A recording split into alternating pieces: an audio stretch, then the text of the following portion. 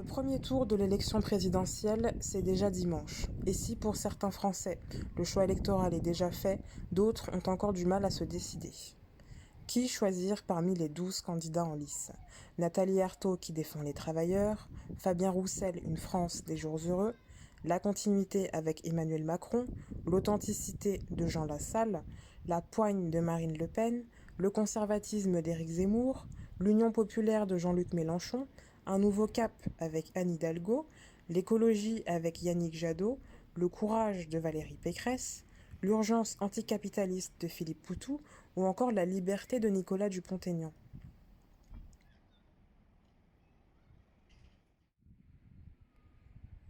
À Orsay, un site internet a été créé pour vous aider à y voir plus clair dans cette campagne électorale, et cela de manière impartiale à l'aide de l'intelligence artificielle. Bienvenue dans l'univers de la Civic Tech.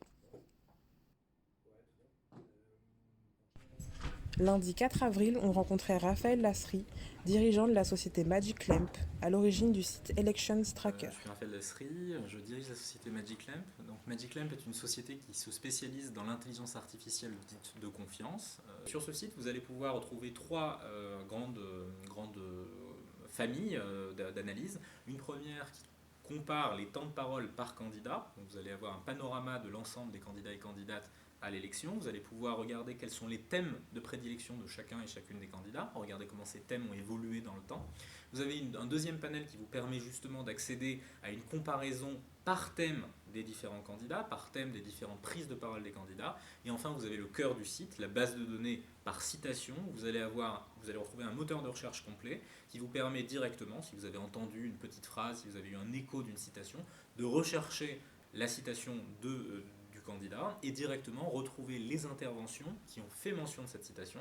Et non seulement vous allez avoir accès à la retranscription, vous allez également avoir accès à l'extrait sonore du candidat qui prononce la petite phrase que vous avez entendue, et ça va surtout vous permettre de la recontextualiser pour mieux vous approprier les spécificités de cette prise de parole.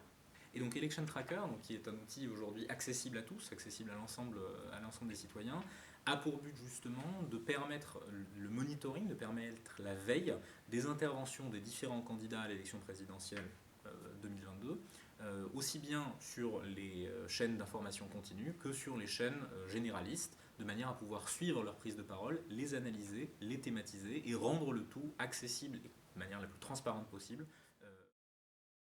Alors techniquement, comment ça fonctionne? Techniquement, on a plusieurs approches. La première, bien sûr, c'est de capter le flux télé. Donc à ce niveau-là, on a ce que l'on appelle des serveurs de captation, avec des antennes TNT qui viennent récupérer l'ensemble des flux d'informations. Ensuite, ce flux est traité par différentes briques d'intelligence artificielle. Une première brique d'intelligence artificielle qui identifie dans le discours les candidats et les candidates. Une seconde qui va venir retranscrire leurs propos en français, en gardant toutes les spécificités de l'oralité. Et enfin, une troisième approche qui va venir récupérer l'ensemble des informations retranscrites et qui va venir les thématiser en 20 thèmes présents dans les programmes des candidats. L'équipe d'Elections Tracker compte 10 personnes, principalement des chercheurs, ingénieurs et des profils plus analytiques.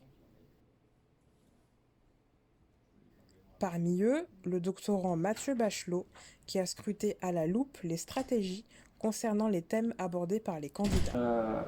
Grâce à cet effort de thématisation, on a pu aborder en fait un aspect un peu plus concret, qui est en fait de voir l'évolution en fait de l'approche de ces thèmes par les différents candidats.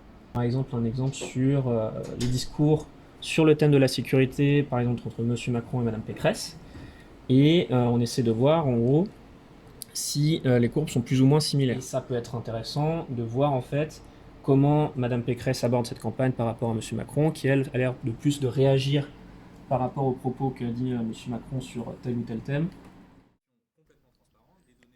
Outre l'élection présidentielle dont le second tour devrait avoir lieu le dimanche 24 avril, la mission d'Elections Tracker ne s'arrêtera pas là, avec en ligne de mire notamment les élections législatives prévues pour les 12 et 19 juin prochains. Même si l'échéance présidentielle reste un des temps les plus forts de notre démocratie, d'abord d'autres temps électoraux rythment notre année. On peut penser aux législatives qui vont arriver dans quelques mois. Donc bien évidemment, Election Tracker va se reconduire sous une forme légèrement différente pendant la législative, mais notre programme de recherche va au-delà et s'inscrit dans une continuité assez long terme sur l'analyse courante du discours et des interventions des personnes publiques.